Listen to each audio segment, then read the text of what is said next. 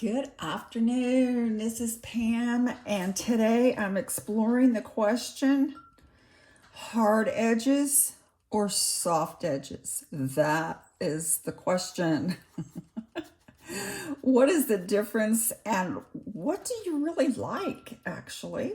I'm going to spritz some water on this side because that's how we get our soft. Softness is wet on wet. Soft edges, letting colors run. Hard edges, we have I'm gonna mop up some puddles. This is Pam. Didn't introduce myself. Follow Your Brush is my page on Facebook where we have artists from all over the world, all types. You're more than welcome to join us. If you would like to like and subscribe, I never remember to say that, but feel free to do so on this little channel. I am not a professional artist. I guess the definition is if you've sold something. I have sold something. But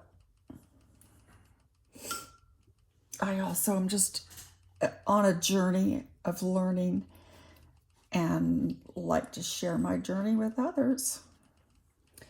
But anyway, we were talking about, in my group, we were talking about hard and soft edges and the difference and what do you like? What do you prefer? The soft side that I'm doing here is, I wet it first, obviously. And then I'm coming in with some granulating color. You see that down here? That granulating color. This is Arches paper, 140 pound. 100% cotton, which is what I like to work with. Let me let some of that run backwards. So this is soft. If this is wet, and I put something in there, it is going to just flow. These are called soft edges. And because I have it tilted a little bit, it's going to really flow. And I don't really have anything particular in mind. Sometimes I just do that as I go. Get ideas as I'm painting. I see maybe some trees here. We can go with that. You can also use the side of your brush. This is my handy dandy, most favorite Levinson. If you follow me at all, you know that that's what I prefer. My handmade brushes from Tracy. So when you go in with the wet on wet, it's going to run. It's going to granulate. I have it tilted, so it's going to kind of run to the bottom. If you want a hard edge, this is what we call a hard edge. This I came in with my wet brush, wet paint, on a dry piece of paper. This also has its advantages, depending on what you want to do. I see a tree in this too. Actually, I kind of like this one as well.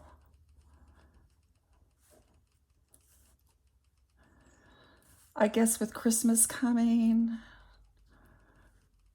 I'm thinking trees.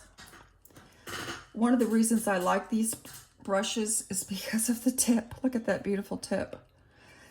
Holds tons of water, and yet at the same time, I get this beautiful control with the top of this brush.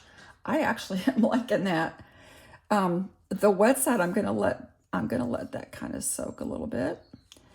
As it does come down here into what I had previously wet, I am gonna get some softness. Because where the water has gone, the pigment will run. And that's what watercolor actually loves to do. It loves to run and play and just have a ball on the paper with the water. I'm coming out larger at the bottom. And actually we can maybe make a couple more trees. Let's do that. I'm liking this one actually, with the hard edges today. Depends on my mood. I never quite know what I'm gonna do. Once it's wet, it'll move. Okay, I like that. I really like that. Now, these are hard edges. This is granulating. So I'm kind of leaving that alone so you can see how that granulation goes. And it also will dry lighter. It's puffy because it's still wet and the paper is absorbing the water. I'm gonna go over here and I'm gonna add some more. And I think I'm actually gonna put another little tree here.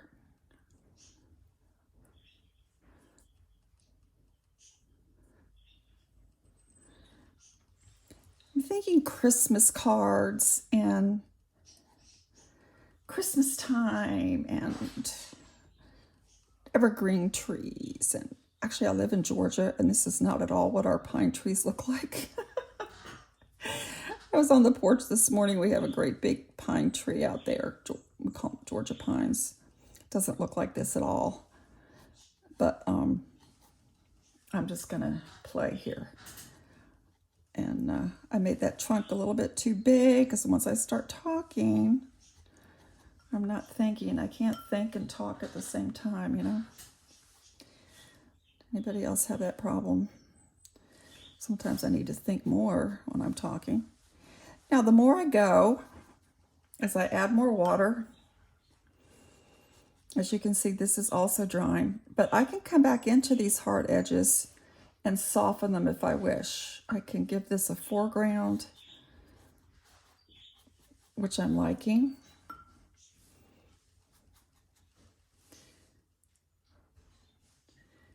Give a hint of another tree maybe coming up here.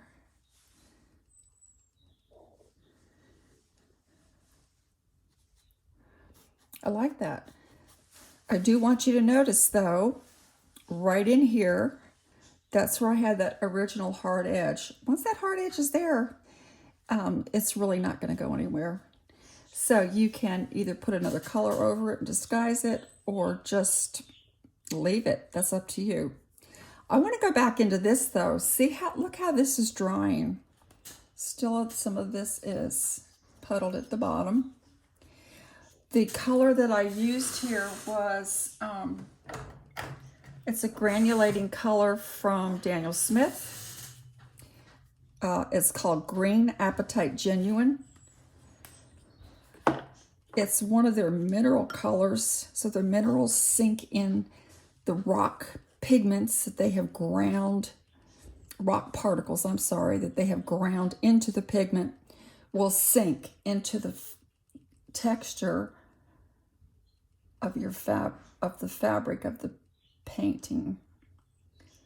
All right, let's kind of go back in here. This was wet, and a lot of it still is wet. How do I know that that's still wet? Well, there's a couple ways you can tell. One is it's puffy, which shows that the moisture is being absorbed, I'm sorry. The other way, if you touch it with the back of your hand and it's cool, that's another way you can tell that it's still damp. And so if it is damp, it's going to respond differently than it did over here when I did my pigment on the dry paper.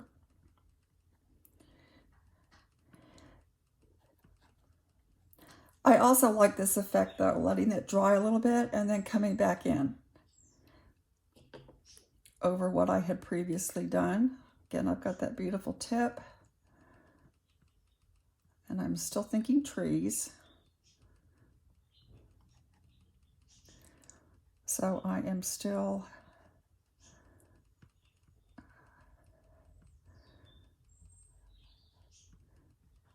going to use my tip and bring some of those trees out. I actually did make that tree trunk a little bit bigger than I wanted to. So I'm going to go back into that as well. Let's bring some trees here. So you can see how the paint acts differently when the page has already been wet. You're going to get those softer edges than we did over here with the wet on dry. And also, as you see, as I come over this with just even a damp brush without the pigment on it,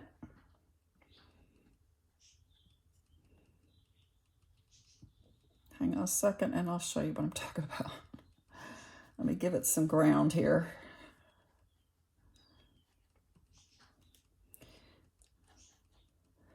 If you come over it with just, dry it off a bit, just water on your brush and no pigment. Look how that makes like a shadowy line. It lifts the pigment that was on there. So it almost gives it a shadowy effect in your forest, which actually can be quite pretty. You can accentuate these trees a little bit maybe. And that's going to show some of the white that's in your paper. But when you've wet it ahead of time, you're able to do that.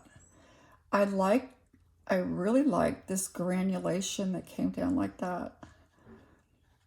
It kind of gives me a grounding space for my forest or whatever it is. Gonna add some more there. I'll just let that paint do its granulation as it wants to. I like granulation. I like what it does. I'll put some more branches in here.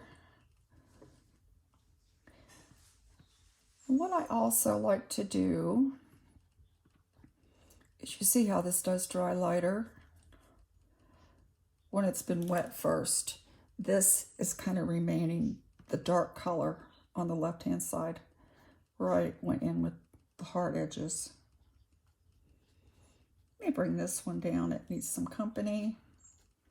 All right, you see that? Just pure pigment, and it's dried already. But I can soften that back up and bring in some wet.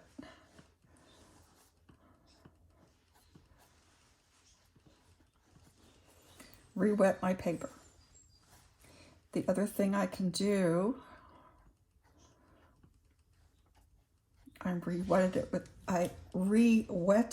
the paper with my wet brush with some pigment. You can also use a spray bottle, which is also fun. I like the way that the granulation is moving on the wet paper, giving me that feeling of branches as it runs. See that? Isn't that pretty?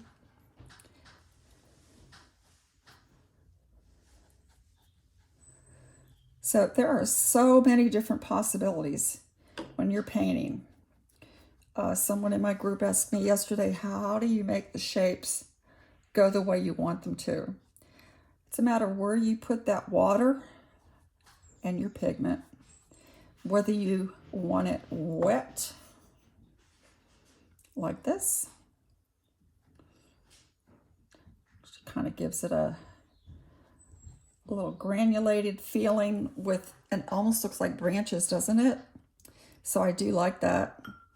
Or the wet on dry, which gives you the hard edges. Go back in with some water though. It's going to soften that up. Trees that are further back are going to be lighter in value because they're further away. I'm trying to come in here and cover up that hard edge that I did.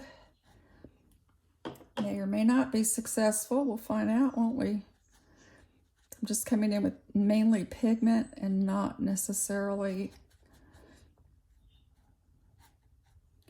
a lot of water. And like I said, I'm only working in one color. When I do this wet on dry, what you see is pretty much what you're going to get, unless you mess with it and change it. So that's on this side.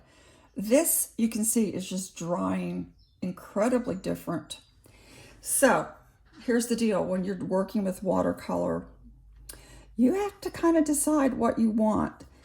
Because this is a granulating color, it's really desirable. The more water, the better, because you'll get the granulation. But I don't want to leave my painting looking like that. I want to be able to come back in later and maybe add some more colors, add some more depth. But if I try to do that right now, let me do it down here in an area that actually isn't going to matter a whole lot. But I'm going to come back in with a different color. I'm going to come in with some, I was using the Apatite Green. I'm going to come in with some Undersea Green, which is a little bit darker, to give some more value and depth to this area. The thing is, if it's still wet, it's going to kind of blend in with what I've already done. And that actually might not be big enough of a contrast. We'll see how it goes. If I come in with too much color too soon, I'm going to get what we call mud. If I combine colors that don't really go together.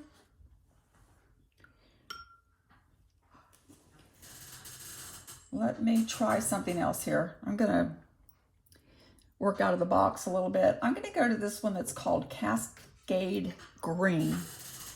That's the name of the color, but when it goes on, look at this. And when it dries, there's some wet on dry over there because I didn't wet that part first. It's already dry. This color, I love this color actually. When it dries, even though it's called Cascade Green, look at that bluish tinge that we get. You see that? I think that's really pretty. If I had my preference of how I like to paint, I would have to say that it's kind of the wet on wet. I like to wet my area first. Now, in this case, I did not wet the whole page. I wet just a certain area of it. But see how that's all kind of blending into one another because it is still wet. Let me soften these because we're talking about soft edges on this side. And this is my hard edges. I can add some Cascade Green on this though. And see how this affects that. That's still a little wet, so the colors are gonna blend together. You can blend colors ahead of time in your palette, little mixing dish, whatever you have that you want to blend your colors. Today I'm just taking them straight from the palette and the pigment. Coming back in here with some of this Cascade Green over top of what I had already put in there. So I still kind of have those dark edges, but all right, you're like, oh my gosh, what are you doing? I'm just going to come in here and put some soft blue back here. Just wet it and let it run. Your watercolor will only go where the water tells it to go. So that's why we have the soft edges and the hard edges, because the water didn't tell it could go over here. But if I want to add some and give some kind of an atmosphere, why didn't I do that ahead of time? No, that's a whole nother story. I know you're hearing the front door open and close. My daughter just got home from the grocery store.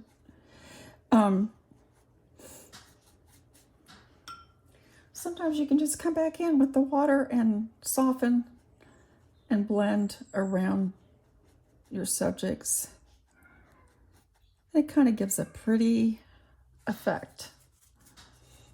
I like that, actually. I like it just having it in the spots. I'm going to add some water here first and kind of go around my dried edges. Whoa, look at that whoosh. See, where the water goes, the paint will follow. So when you want it to go somewhere, it's kind of up to you where you put your water and how it's going to flow. You can soften that out. I heard an artist the other day say, as long as the paper is wet, your paint is alive. I thought, oh my gosh, that's good. So if it's alive, it's moving. If there's water there, it's moving. Now, as I bring that into my hard edge, that's moving too. That's softening that up. It's kind of pretty, I think. We'll let it do it. Watercolor will do what it wants to do, sometimes whether you want it to or not. Let's bring some more water in here and some more of that Cascade green. And you'll see as that Cascade green dries, it dries with a blue hue, a blue, because the colors are blended. It's a granulating color, so it has more than one color in it. I'm going to soften that out there. So that's just a little clue for your hard edges. We got soft down here. This was totally wet. It's still wet. You see how it's puffed? Still chilly. It's still cool to the touch. And if you touch it like that, you're going to get some paint on your hand, and you actually really don't want to touch your painting while it's still wet. What I could do is let this dry and then come back in. I'm going to come back into this one and add some little green gold, just to add some variety in the foreground. Maybe some grasses on the bottom of the forest. And I give it a little bit of interest. So that's all for today.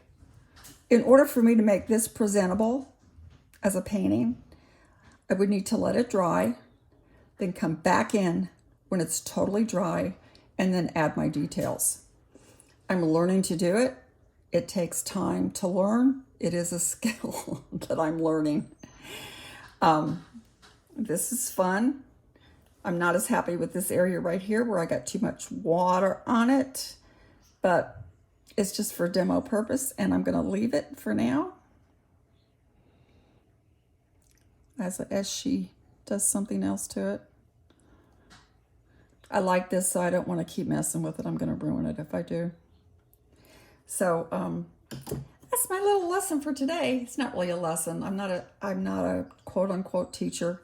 I'm someone who's learning as I go and sharing it with you if you'd like to join me. Thank you. If you enjoyed this video, give us a like, give us a share, subscribe, whatever you'd like to do. I hope you enjoyed it and maybe got a little bit of an understanding of your hard edges and soft edges, wet on wet, wet on dry. Bye.